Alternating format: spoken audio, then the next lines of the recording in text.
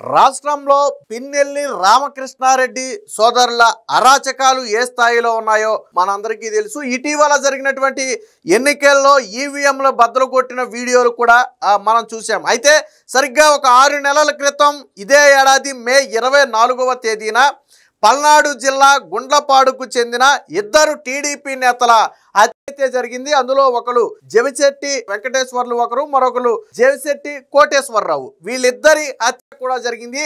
ఈ హత్యలో ప్రధాన ఆరోపణలు ఎదుర్కొంటూ A6, A7గా పిన్నెల్లి రామకృష్ణారెడ్డి సోదరుల 2 పేర్లను కూడా నాడు పోలీసులు నమోదు చేయడం జరిగింది. అయితే ఈ కేసు నడుస్తున్న సమయంలోనే గతంలో వారికి ముందస్తు బెయిల్ ఇవ్వాలని, పోలీసుల నుంచి రక్షణ కల్పించాలని చెప్పి పిన్నెల్లి సోదరులు హైకోర్టుకు వెళితే హైకోర్టు అందుకు నిరాకరించింది. ఎందుకంటే 2 హత్యలకు సంబంధించినటువంటి తీవ్ర నేరారోపణ ఉన్న కేసు కాబట్టి ముందస్తు బెయిల్ ఇవ్వడానికి నిరాకరించింది.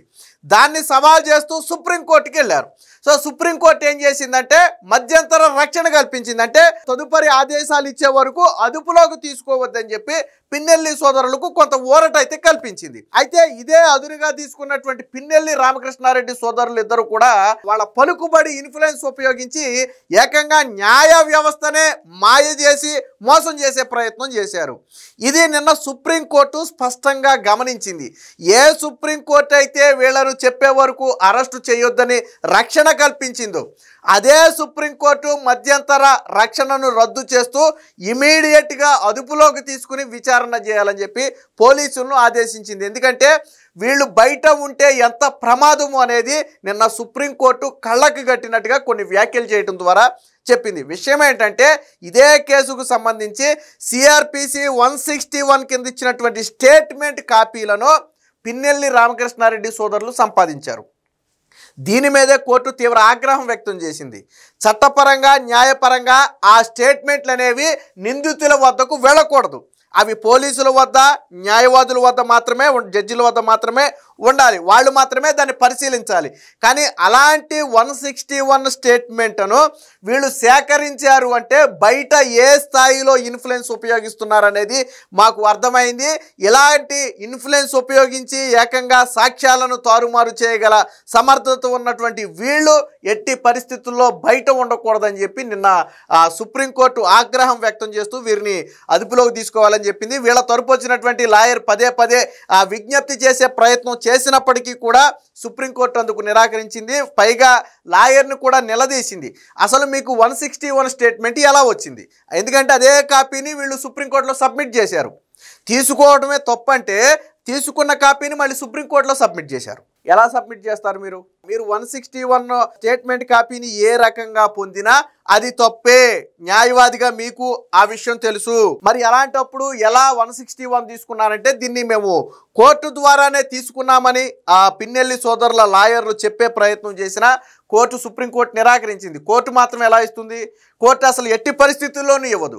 మీకు ఇవి పోలీసులు ఇచ్చుంటారు. అంటే పోలీసుల్లో కొంతమంది మీకు సహకరించి ఉంటారు. అంటే పోలీసు వ్యవస్థను మీరు మేనేజ్ చేయగలిగే స్థాయిలో ఉన్నారు కాబట్టి కేసును కూడా తారుమారు చేయగలరు. కాబట్టి ఇలాంటి వాళ్ళు బయట ఉండటం కంటే లోన ఉండటమే కరెక్ట్ అని చెప్పి వెంటనే అదుపులోకి తీసుకోవాలని ఆదేశాలు ఇస్తే చివరికి విచారణ అనంతరం ఎవరైతే ఈ సోదరులిద్దరి తరపున పాల్గొన్న లాయర్లు ఉన్నారో వాళ్ళు పదే ప్రాధేయపడితే లొంగిపోవటానికి 2 వారాల గడువైతే ఇచ్చింది. దీనికి సంబంధించిన వార్త అయితే వచ్చింది. ఒకసారి చూద్దాం. జంట హత్య కేసులో పిన్నెల్లి సోదరులకు ఎదురు దెబ్బ. ముందస్తు బెయిల్ నిరాకరించిన సుప్రీంకోర్టు గతంలో ఇచ్చిన మధ్యంతర ఉపశమనం రద్దు, 2 వారాల్లో లొంగిపోవాలని ఆదేశం. పోలీసు వ్యవస్థ నిందితులకు అండగా ఉంటుందని వ్యాఖ్య. ఎందుకంటే కొంతమంది పోలీసులు వారికి సహకరించినట్టుగా సుప్రీంకోర్టు అనుమానం వ్యక్తం చేసింది. శక్తివంతులైన మిమ్మల్ని అరెస్టు చేయరని మీకు కూడా తెలుసు. అలాంటప్పుడు లొంగుబాటుకు గొడువెందుకంటూ తీవ్ర ఆక్షేపణ. మీరు పోలీసు వ్యవస్థనే మేనేజ్ చేసే స్థాయిలో ఉన్న మిమ్మల్ని పోలీసులు అరెస్టు చేయరు. ఆ విషయం మీకు కూడా తెలుసు. కానీ మళ్ళీ దీనికి గొడువు కావాలని అడగటం ఎందుకని చెప్పి ఒక రకంగా అసహనం కూడా వ్యక్తం చేసింది. ఇక పల్నాడు జిల్లాలో ఈ ఏడాది మే 24న జరిగిన తెదేపా నాయకులు వెంకటేశ్వర్లు, కోటేశ్వరరావు జంట హత్య కేసులో నిందితులుగా ఉన్న వైకాపా మాజీ ఎమ్మెల్యే పిన్నెల్లి రామకృష్ణ, ఆయన సోదరుడు వెంకటరామిరెడ్డిలకు సుప్రీంకోర్టులో ఎదురు దెబ్బ తగిలింది. ఈ కేసులో తమ ముందస్తు బెయిల్ కొట్టివేస్తూ ఏపీ హైకోర్టు ఆగస్టు 29న ఇచ్చిన తీర్పును సవాల్ చేస్తూ వారిద్దరూ కూడా సుప్రీంకోర్టుకి అయితే వెళ్లారు. 2 వారాల్లో లొంగిపోవాలని ఆదేశించింది. అసలు విషయం ఏంటంటే ఛార్జ్ షీట్లు కూడా దాఖలు కాకముందే నిందితులకు 161 స్టేట్మెంట్లు, కేసు డైరీలోని విషయాలు తెలియటం పట్ల ధర్మాసనం ఆశ్చర్యం వ్యక్తం చేసింది. నిందితుల పరపతి తమను ఆశ్చర్యకితుల్ని చేస్తున్నట్లుగా పేర్కొన్నారు.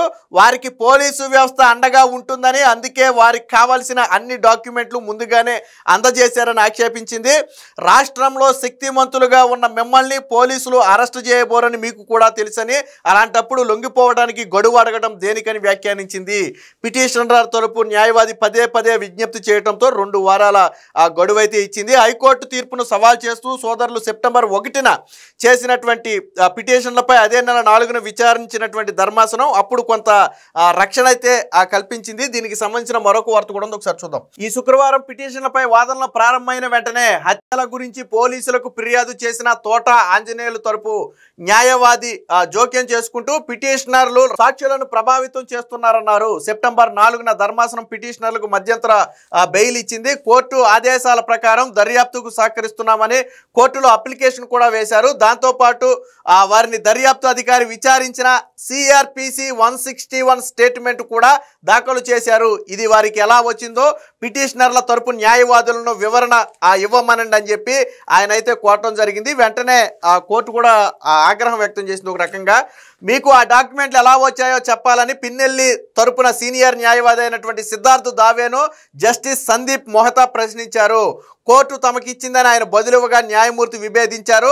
కోర్టు ఎట్టి పరిస్థితుల్లోనూ అవి ఇవ్వకూడదు, ఆ విషయం మీకు బాగా తెలుసు అని వ్యాఖ్యానించారు. కోర్టు ద్వారా పత్రాలు పొందిన అప్లికేషన్తో పొందుపరిచామని దావే చెప్పగా న్యాయమూర్తులు వ్యతిరేకించారు. ఛార్జ్ షీటు దాఖలు కాకముందే కోర్టు అవి మీకెలా ఇస్తుందని ప్రశ్నించారు. ఏపీ ప్రభుత్వం తరపున హాజరైన సీనియర్ న్యాయవాది సిద్ధార్థ్ లోద్రా జోక్యం చేసుకుంటూ నిందితులకు 161 స్టేట్మెంట్స్ వెళ్లటం అనేది ఆందోళనగా గురి చేసిందని చెప్పి ప్రభుత్వం తరపు న్యాయవాది కూడా చెప్పడం జరిగింది. దీనిపై సిద్ధార్థ్ దావే వాదనలు వినిపించే ప్రయత్నం చేయగా దాన్ని అయితే న్యాయమూర్తి అయితే తిరస్కరించారు. మీరు ఏ మార్గంలో ఆ పత్రాలు సంపాదించినా అది ఆమోదయోగ్యం కాదు, ఏ కేసులో అయినా సరే దాన్ని ఆమోదించబోమని పేర్కొన్నారు. మీరు దాఖలు చేసిన 161 స్టేట్మెంట్ సర్టిఫైడ్ కాపీనా అని ప్రశ్నించారు.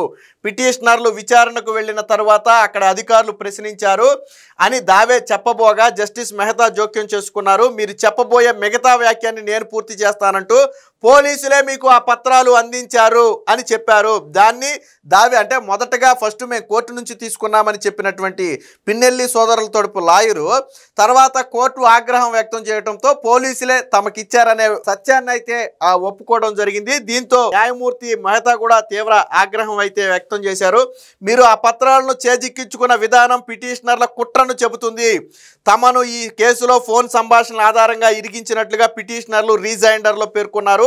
కేసు డైరీలో ఉన్న సంక్లిష్ట విషయాల గురించి మీకెలా తెలుసు? అసలు ఫోన్ సంభాషణ ఆధారంగా వాళ్ళని ఇరికించారని మీకెలా తెలుసు? ఎలా తెలుసు అంటే కేసు డైరీ వాళ్ళ చేతికి వెళ్ళింది.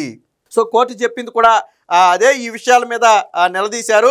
ఇందువల్ల ఇది ముందస్తు బెయిల్ ఇచ్చే కేసు కాదని, పిటిషనర్లను కస్టడీలోకి తీసుకుని విచారించాల్సిందేనని స్పష్టం చేశారు. తమ పొరపాటుకు చింతిస్తున్నామని దావే చెప్పగా ఇది పొరపాటు కాదు, నిందితులకున్న పరపతిని చూసి మేమే ఆశ్చర్యపోతున్నాం అని న్యాయమూర్తి వ్యాఖ్యానించారు.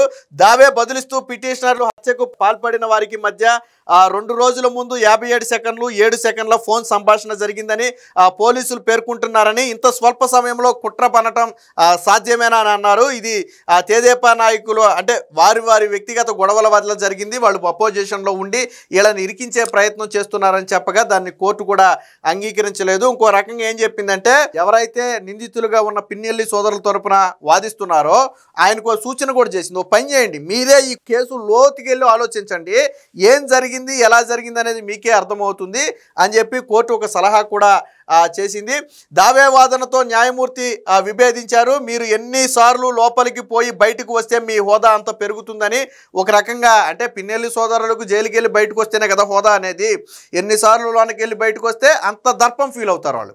అంత రౌడీల్లాగా అంత గూండాల్లాగా ఫీల్ అవుతారు. సో అదే విషయం సుప్రీంకోర్టు కూడా చెప్పడం జరిగింది. దీంతో మొత్తంగా పిన్నెల్లి సోదరులు పలుకుబడి ఉన్నటువంటి వ్యక్తులు, పోలీసులనే మేనేజ్ చేయగలిగిన వీళ్ళు సాక్షులను మేనేజ్ చేసి కేసును తారుమారు చేయరు అని ఎలా చెప్పగలరు అనేది నిన్న ధర్మాసనం సూటిగా అడిగినటువంటి ప్రశ్న. కాబట్టి ఇలాంటి వాళ్ళు బయట ఉండకూడదు. ఒక రకంగా ఏ సుప్రీంకోర్టు అయితే మధ్యంతర రక్షణ కల్పించిందో అదే సుప్రీంకోర్టు వీళ్ళు మామూలు వ్యక్తులు కాదు, వీళ్ళను కస్టడీలోకి తీసుకుని విచారిస్తేనే ఈ కేసులో వాస్తవాలు బయటపడతాయని చెప్పి సుప్రీంకోర్టు అయితే ఆగ్రహం వ్యక్తం చేసింది. దీంతో మొత్తంగా ఒక రకంగా వైసీపీ పార్టీ మొత్తానికి కూడా ఇది ఒక పెద్ద ఎదురు దెబ్బ అని చెప్పుకోవచ్చు. ఎందుకంటే పిన్నెల్లి సోదరులు బయటకు వస్తారేమో, వాళ్ళకి బయటకు వస్తే సచ్చీలుగా ప్రకటన చేసుకోవచ్చు. సో ఈ హత్యకి వాళ్ళకి సంబంధం లేదని వైసీపీ ప్రొజెక్ట్ చేసుకోవచ్చు అనే ప్రయత్నం చేసింది. కానీ సుప్రీంకోర్టు ఎప్పుడైతే నిన్న ఆగ్రహం వ్యక్తం చేసి వీరిని అదుపులోకి తీసుకోవాలని చెప్పిందో ఎంటైర్ వైసీపీ పార్టీ మొత్తానికి కూడా ఇదొక షాక్లా మారింది. మొత్తంగా కోర్టునే బురిడి కొట్టించాలి అనుకున్న పిన్నెల్లి సోదరులను సుప్రీంకోర్టు అయితే కట్టడి చేసి వెంటనే అదుపులోకి తీసుకోవాలని ఆదేశిస్తూ 2 వారాల గడువు అయితే ఇచ్చింది. ఈ లోపు హాజరు కాకపోతే పోలీసులే అదుపులోకి కూడా తీసుకునే అవకాశం ఉంది. ఏది ఏమైనా మొత్తంగా పిన్నెల్లి సోదరులను సుప్రీంకోర్టు బయట పెట్టింది అనడంలో ఎటువంటి సందేహం లేదు.